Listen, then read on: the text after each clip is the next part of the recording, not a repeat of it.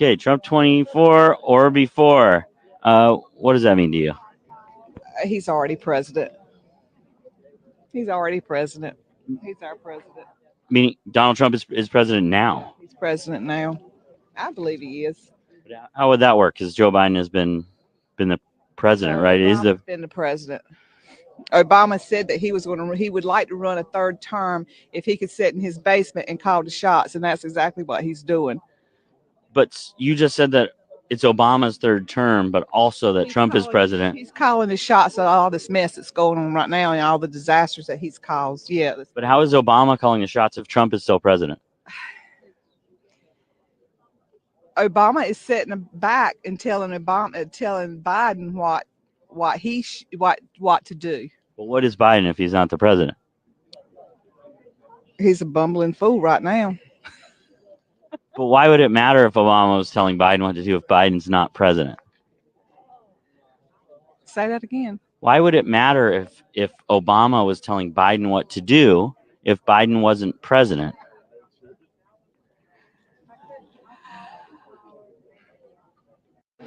Okay, Trump 24 or Just can't comprehend. Can't comprehend. Oh gosh. Super Tuesday, of course, is behind us now. We're gonna talk about that. Got a lot to say about that. Facebook and Instagram went down. Maybe that's the big news of the day, and everybody flipped out. We're gonna talk about that this morning. Can't have Facebook and Instagram, especially Instagram going down, right? The New York Times is facing growing criticism over what many on both sides of the aisle says this obsessive coverage of Donald Trump and the obsessive coverage of Joe Biden's age, apparently trying to influence voters against President Biden. The gray lady has fallen big time. And in St. Louis, a news anchor has referred to Black folks as colored. How do y'all feel about that? We're going to talk about that this morning. And HUD is making $10 million available to support new home buyers and help bridge the wealth gap that continues to widen. And good news for fans of Sinbad, the legendary comic and actor. He is back after a debilitating stroke a couple of years ago. Sinbad has emerged, making an appearance during a reunion of A Different World. We'll talk about that this morning as well. But the biggest news, I'm told, before I went on air, I was told the huge piece of breaking news that everyone should brace themselves for. Starbucks has released its newest coffee, Oleato Coffee. Now, it's available now in the US and Canada. So I don't really get it. I like Starbucks. I like the strong coffee, whatever, in my grande cup.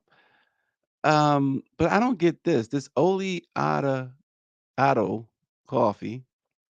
It rolled out last February in Italy. It pairs coffee with a spoonful of extra virgin olive oil. So y'all gotta educate me on that. Maybe Greer educate me on that because I just don't see them mixed. I like hot chocolate and coffee mixed together. That's what I call my cappuccino. But extra virgin olive oil and coffee. Starbucks, they charge you like $50 for a cup of coffee anyway. So you might as well get some extra virgin olive oil and maybe they'll put a side of spaghetti on there too. I don't know. Angela Connolly says it sounds like a good bathroom move. Who knows? But whew, Mike V is absolutely right. Responding to the video that Greer graciously displayed this morning. She says, first of all, Angela Connolly, she let me before I say what Mike V wrote. Angela says, and you wonder why I smoke. No, that will make you drink if you look at that long enough. Two words. Mike V says, mental health and political literacy, which that woman, when literacy is never anywhere near her vocabulary, and mental health. And that's the obsession, right? That Trump has fostered. It is clearly, come on, y'all, clearly the Jim Jones thing. And there's no disrespect to the family members of the victims of Jim Jones, but it's clearly the Jim Jones effect. They have drank the Kool-Aid, they got poisoned, they tried to recover from the poison a little bit and said, "Give me some more poison, Trump." They keep drinking that Kool-Aid. Super Tuesday, of course, the president and the twice impeached, 4 times indicted sexually assaulter, who they found guilty of sexually assault. I can say that. Horrible businessman, 500 million in debt to New York now. He and Biden took major steps toward making their rematch inevitable. It is inevitable now. Nikki Haley just this morning said she's out. Now, she did not say she was not going to endorse Donald Trump. See, I'm gonna say a little different than what everyone else is saying. Everyone else is saying she didn't say that she was going to endorse Donald Trump. That's what they say. I'm saying she didn't say she was not going to endorse Donald Trump. She says he's going to have to earn her and others' votes. No, that's not true.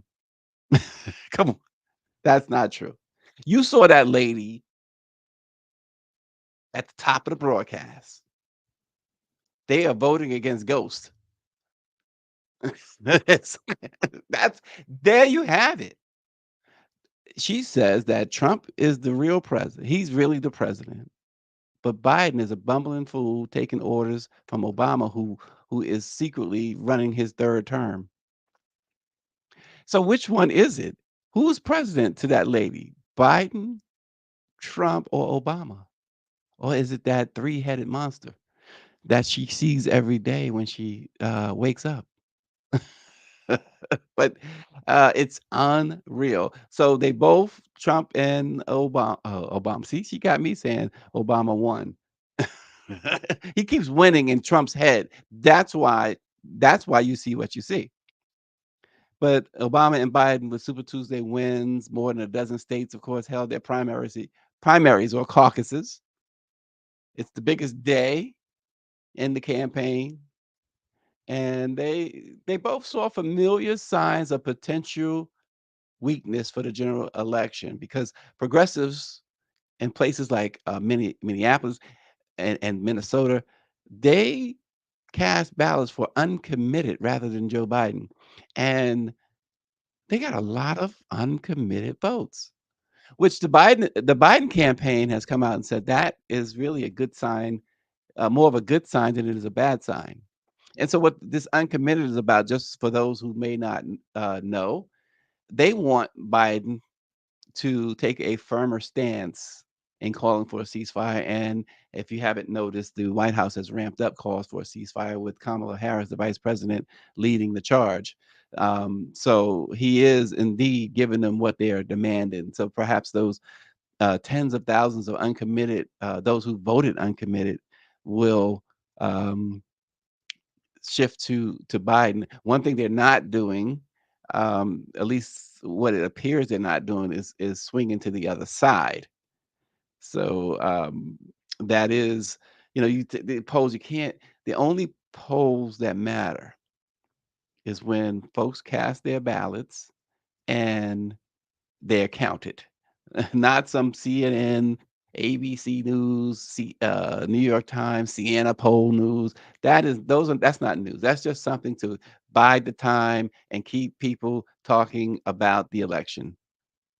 I mean, because they survey, they go into these unidentified, undisclosed places and just pick random, mostly white folks and say who you voting for and why, and they get about 1,000 of them at best. Sometimes it's less than 1,000 people, and they say, 80% of the people say that Biden's in trouble.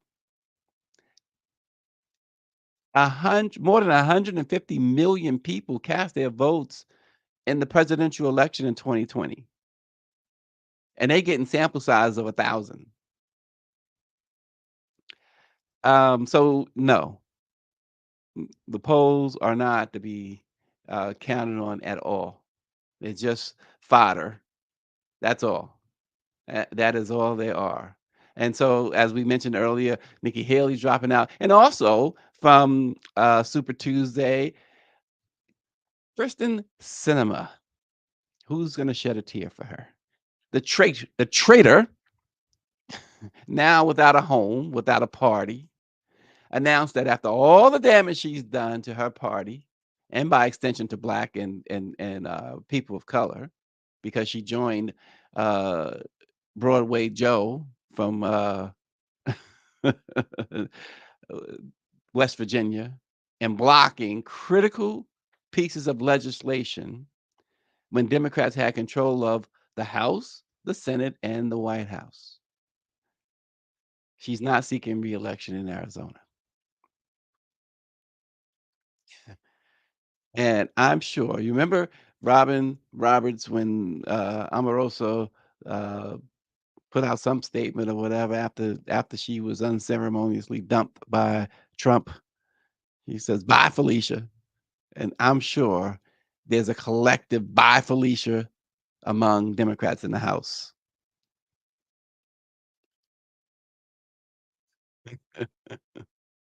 And Power 96 is right. If Nikki now supports Trump, she's no different than Ted Cruz or Marco Rubio. And he says good riddance to Kirsten Cinema Kristen. However, he wrote her name different ways too. I say it and spell it different ways as well. Power 96, don't feel bad. It's not important. Her name is not important. In California, a former baseball star with the Dodgers and San Diego Padres and who turned MAGA lover, Steve Garvey, joined Democrat Adam Schiff as the top two vote getters in the race for Dianne Feinstein's Senate seat. And now the two are going to square off in the fall. Steve Garvey beat two Democratic Congresswomen, Reps Katie Porter and the popular, at least she's popular on Capitol Hill, Barbara Lee, to secure a place on the ballot despite raising a fraction of what his opponents did in airing. Steve Garvey aired no TV ads at all. In the final weeks of the campaign, Adam Schiff and his allies spent millions of dollars on ads attacking Steve Garvey as, quote, too conservative for California. It was a move, though, that apparently they designed to boost Republican turnout. Um, But Garvey, he had raised only like $2 million compared to Adam Schiff's 31 million.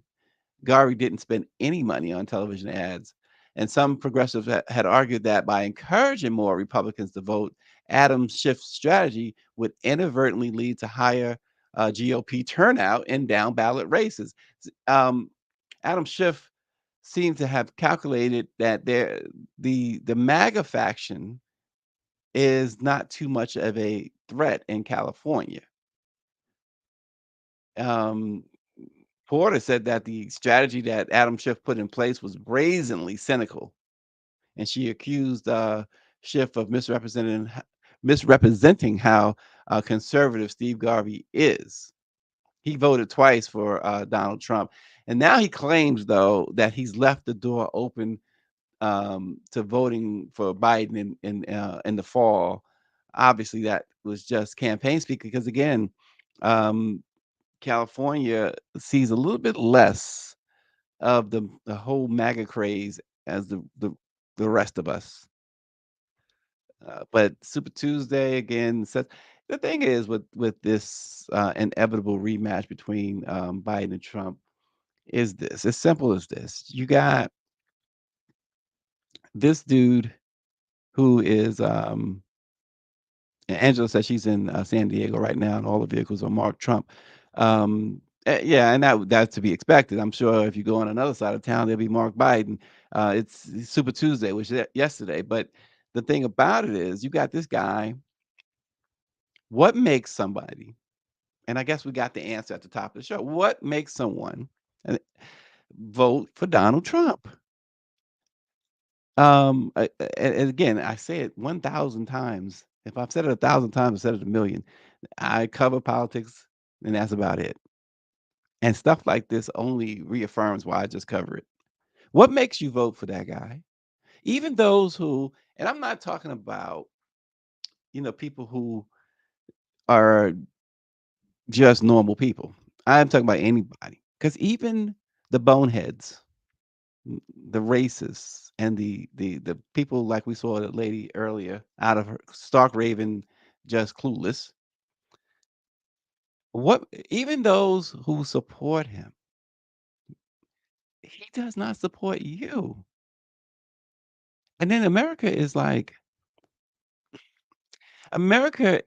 a nation that has like dementia. It's a demented nation in in a sense, in the political sense, because they forget or put out of their mind somehow the havoc, the sheer havoc that Trump caused in his 4 years, and they also forget that the danger he placed he put the country in the hands of Vladimir Putin. He put the hands in. You remember when the journalists over there in the Middle East, and I believe it was Saudi Arabia, was kidnapped and killed. Trump put everybody in harm's way. According to the Congress investigation team, sold secrets. The president of the United States. This is not a CIA operative or a spy, if you will. This guy sold, according to a House investigation, traded favors with foreign entities, and these are not allies we're talking about. Not that that would make it right, but these are long-time staunch enemies. And we saw so many people, and again, those who support him saw massive loss of lives because of the way he totally mishandled COVID-19.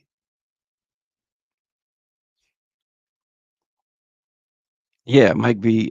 Jamal was the journalist. Um, we saw him align himself with the Charlottesville skinheads. We saw him align himself with um, KKK members, literally. But once again, though, we saw supporters lose their lives because of him. We see a bunch of supporters in prison because of January 6th because of him. And it's nice for them, I'm sure. He tickles their ears by saying stuff like they're hostages, whatever. They're still doing the time. And certainly if he gets in, certainly he may very well let them out. But they would have already done, in many cases, at least a couple of years in prison. Is that worth this guy enriching himself? He's not enriching you. That's the mind-boggling thing. Yes. Um, people will say in their minds anyway, it's like we got only two choices. It's the lesser of two evils. What I love the line that a Democrat said last week. He said, "This is not about the lesser of two evils. This is far from it. This is about somebody who is hateful, all about themselves, doesn't even like those who support him. Ask Herman Cain's family.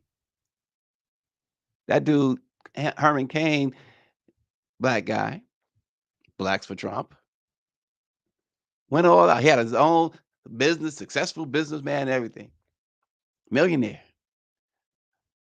bent over, frontwards and backwards for Trump, on his knees for Trump, killed over and died because he was at a Trump rally, a super spreader event that he got COVID-19. And not till this day, 4 years ago, Trump has not publicly mentioned that man.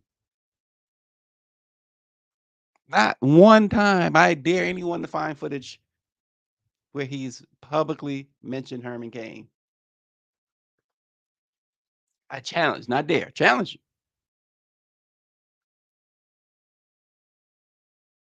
you. Mike V says hope and change had some folks doing the electric slide temporarily, but you didn't see folks trying to stop democracy to keep Obama in office for a third term. And it's interesting that he says that. And here's why it's interesting. If y'all remember 9/11, we all remember 9/11. Rudy, out of his mind, Giuliani, tried to kick up the same dust storm to stay in office. And all he did, after totally annihilating the great city of New York while he was mayor, totally tearing it apart. All he when the planes hit the towers, after the dust cleared a little bit, Rudy visited the site, and he's America's mayor. hmm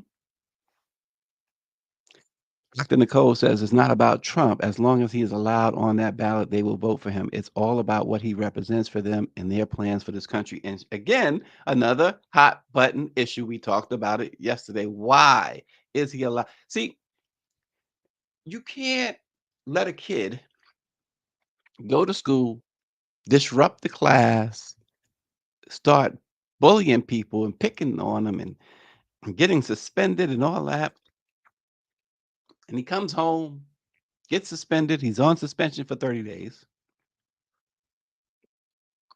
He comes home, and the parent says, let's go to Disneyland. Why is he allowed on the ballot? Because that's essentially what the Supreme Court, the states, I heard what the Representative Ron Reynolds said yesterday. I heard what the attorney said yesterday, Darrell Porter. You can't, it should not be allowed. Heck, listen, let's go by former New York District Attorney Cyrus Vance's reasoning, which still hurts my stomach, who said that just a mere allegation should be enough for a conviction. Well, if that's the case, Trump has 91 felony counts that could lead him to prison for 800 plus years. So why is he on the ballot? To Dr. Nicole's point, this is where we at. This is where we And at. research. Just don't hear speculation. Do you know Mike Lindell? Yes. And do you I like love him? the man to death, but I'm so sick of seeing his commercials. Oh, right. Okay. So one of the things, he's a good example to me of this phenomenon that I see a lot in what would be called conspiracy theorist circles, is making a bold prediction. Trump's going to become president by this period of time. It doesn't happen. And then I get confused because the followers don't stop trusting him. Mike Lindell has predicted just around the corner Trump's going to be by this August, whatever, then this, and it hasn't happened. I agree. And why doesn't that cause you not to support them and think, oh, maybe what they're selling me is dishonest? Things have, they have channels they have to go through, and things have to happen in certain way to happen. So, all right, I'm sorry, on the spot. Do your own research.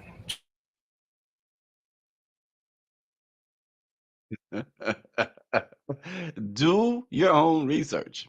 This is if people would follow their own advice, it's unbelievable. But that's what's on the ballot. It's Biden versus Trump again, 2024. So Nikki Haley, you can expect.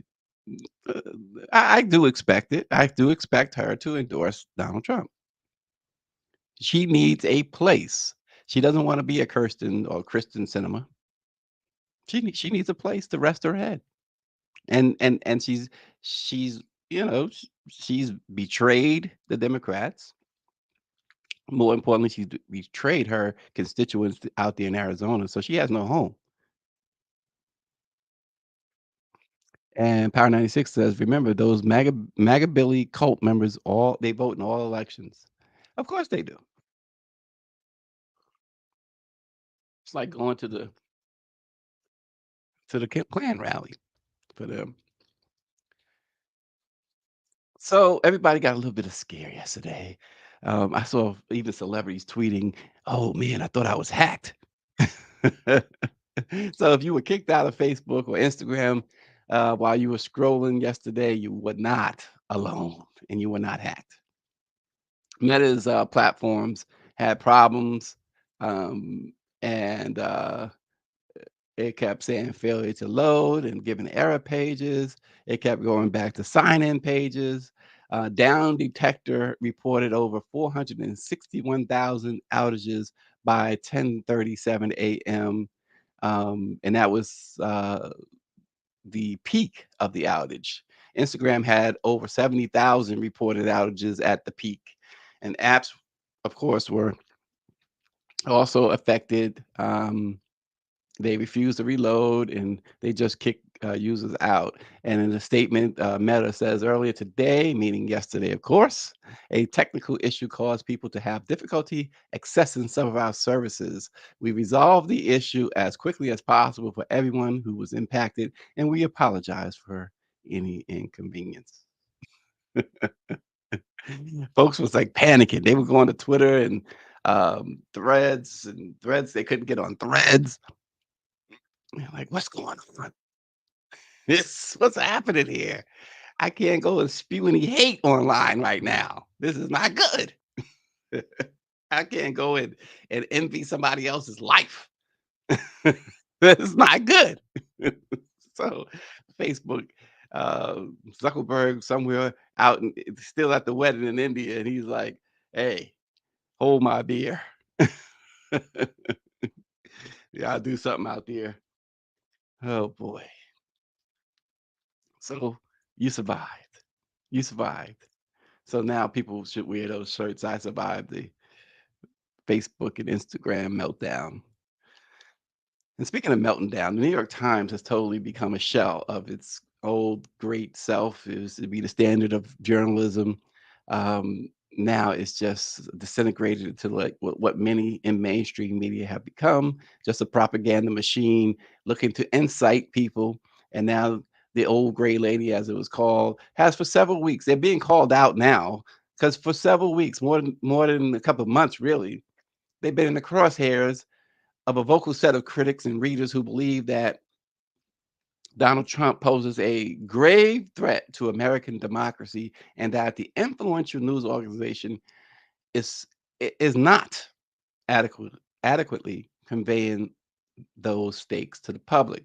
More than that, the criticism has spilled over to more that they are actually supporting Trump with each passing day, taking a shot almost daily now at Joe Biden's age. Um, they have, in the views of critics, I should say, the Times have been far too distracted with the age, allowing it to steal away attention from the larger and far more serious dangers posed by a second Trump administration. Critics have also argued that the Times covers Biden and Trump with disproportionate standards, placing false equivalencies on issues surrounding Biden to those of the former president. The latest salvo is that the Times they published a poll that it conducted with Siena College, their favorite college, that found a majority of Biden voters believe he is too old to be an effective president. That poll resulted in a torrent of angry responses and commentary, with some readers even saying, even their readers saying, wait a minute, we're going to cancel our subscription because this is ridiculous. They've even asked the question that, okay, why aren't there any polls about Trump's competency? Why aren't there any polls about whether Trump is too dangerous? One reader said, did you ask your random voters whether Trump is too insane, too racist, too sexist, too criminal, too hateful to be effective as president? They said, this is not, one reader said, this is not a poll, it is your agenda. Look, these complaints, you can't argue against these complaints. They are very valid. And they also point out it's not just the New York Times. They have pointed out that CNN and MSNBC, for the most part, aside from Joy Reid, can't even seem to arrive at a firm policy over how to cover Donald Trump and his remarks. So this is mainstream media looking at their ratings, their readership, and saying more MAGA folks are paying attention. So let's play to them. We can make money off them. And if Trump becomes president, it's even they're calculating that's going to be even more money. It's not journalism. It's a shame that this is what it has come to. That's why you have, and I'll drink to that, the black press. Neither fear nor favor, y'all. Right here, the black press of America, particularly right here. Let it be known. We try to just give it to you, the way it is. Neat. No rocks. That's how I like my scotch. And speaking of mainstream, a St. Louis news station is forced to apologize after facing some enormous backlash for describing minority homeowners as, quote, colored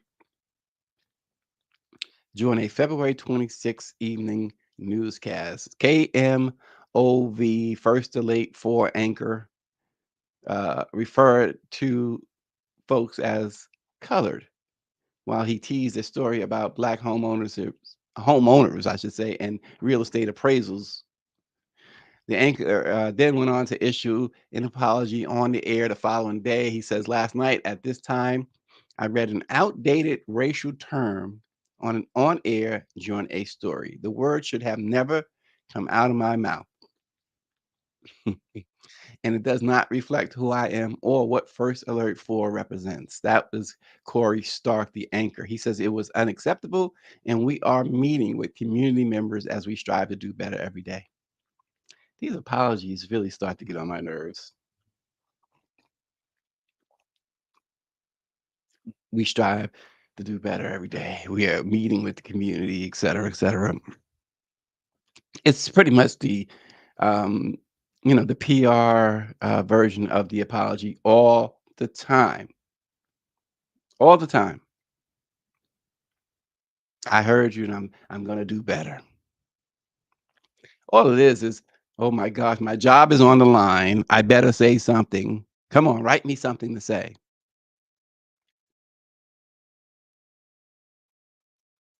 R96 is a white female Mississippi journalist told her viewers to gas your mammy on air. The National Association of Black Journalists released a statement saying that it is upsetting that such a slur would make it to the air. The term is outdated, offensive, and racist. We are concerned that no one in the KMOV newsroom caught this error, and we question KMOV's editorial process when it comes to cultural awareness. Given that St. Louis is 43% Black and the city is no stranger to racial strife, we would hope KMOV would be more sensitive in how it covers the Black community. NABJ says that the company needs to retrain its employees on DE and I issues. Mm. Oh, to act your mammy. I think gas your mammy. Goodness grief. And that's a great statement from NABJ, because if you ever been in a news studio like that, they have the teleprompter and they have producers and they have directors feeding the teleprompter. Most of what you hear from the newscast is not written by the anchor. The anchor will ad lib at times, but most of that is done. They have writers Um, and so that it goes through many eyes. And the fact that it got that far to the teleprompter is troubling. And the fact that he saw it on the teleprompter. Look, I write stuff sometimes and I look at it, I'm like, okay, I'm not going to say that word, even though I wrote it, I'm going to change that word when I get a chance. I mean, and it's not like the spur of the moment type thing. I mean, you're reading news, you're writing news, and you got to review it. The guy knew what he was doing, in other words. The station knew what it was doing. And they're getting what they were seeking, attention. Call it what it is. As they say, truth to power. They were seeking attention. And they got it. They got it. Oh boy. The U.S. Department of Housing and Urban Development's Office of Housing Counseling has announced that $10 million in grant funding is available now to eligible HUD approved housing counseling agencies. The agencies are going to use the funds to prepare and equip prospective home buyers to successfully navigate the home buying process. The new funding is going to help HUD approved housing counseling agencies provide culturally sensitive and linguistically appropriate services for pre and post purchase housing counseling, which aims to increase homeownership rates among historically underserved communities. The funding affirms the ongoing commitment of the Biden Harris administration to help close the racial wealth gap and address home buying barriers that disproportionately affect marginalized communities. That is according to the White House. Angela's not buying it. She says 10 million used on BS. But HUD did say, Angela, that they are committed to expanding access to home ownership, especially for those who have been shut out of home buying opportunities, as Secretary Fudge said, for far too long. In fact, Secretary Fudge is holding a media op with Black news outlets today. So we'll jump in on that meeting with the secretary today to talk about this. You know, the State of the Union is coming right up. It's tomorrow, in fact. And so all of these things are, I guess, they will be addressed further in the State of the Union address. We will see what happens tomorrow at the State of the Union. Could potentially be Joe Biden's last State of the Union address. He hopes that it's not, of course. He hopes that this State of the Union, they've been working so hard on this particular State of the Union. It's the certainly, if it's not his last right now, it is his most important.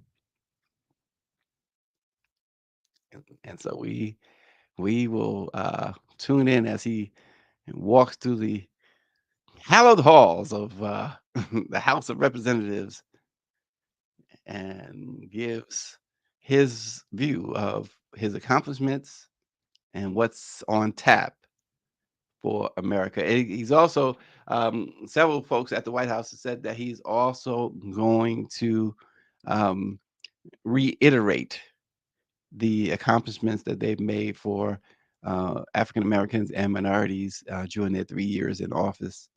So we will see. We will see.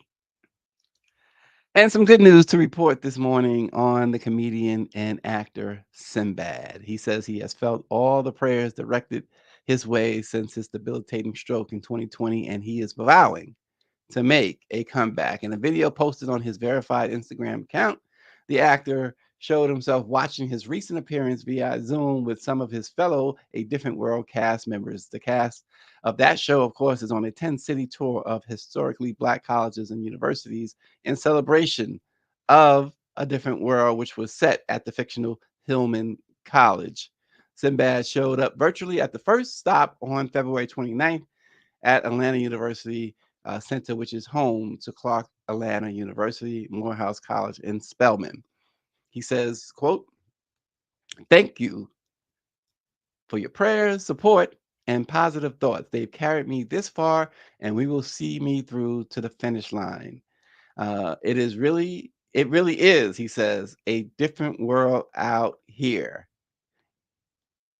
And then he expressed how cool it is to be able to participate in the tour and his surprise that the students even knew who he is.